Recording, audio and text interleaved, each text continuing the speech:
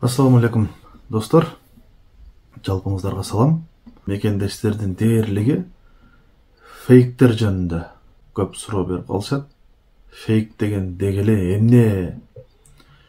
Фейктердин армиясы дегенди кандай түшүнсө болот? Аларды кимдер кантип иштетет? Деген ыңгайсыз суроолор да эл ичинде көп кездешет да. Ошон үчүн азыр сиздер менен чогуу bir материалды тыңдайбыз. Анда эмесе баарыбыз назар салалы.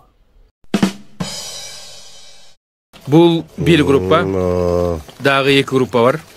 Ар биринде 30тан киши иштейт. Так. Бардыгы ишеничтүү балдар, кыздар. Мисалы, ар бириси Facebook'тан, Одноклассниктен, Контакттан ондон профиль ачып алганда, бул жерден эле биз 300 фейк аккаунт башкарабыз. Жалпысынан алганда 1000 фейк аккаунт бар бизде.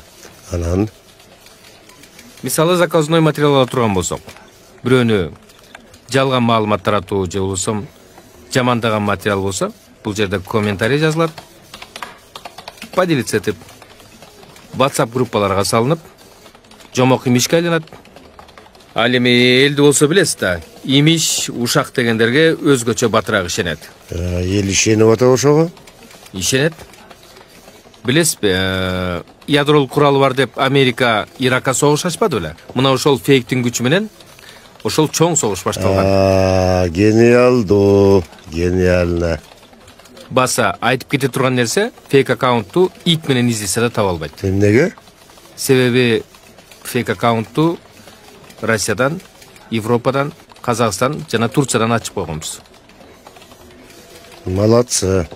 Чыгым кандай болуп атат? Чыгым техникага $50,000, анан аренда здания, айлык маяна дегендей.